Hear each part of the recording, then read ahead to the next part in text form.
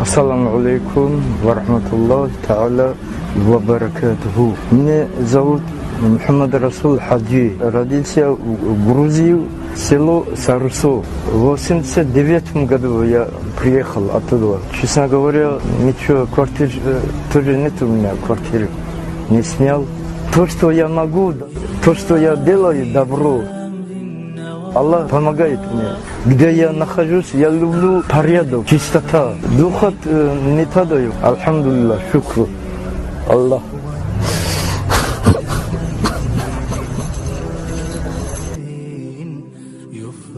Я желаю им в первую очередь, что они духом не падали и что они надеялись Аллаха, только Аллаха, только духом, что не падали мы.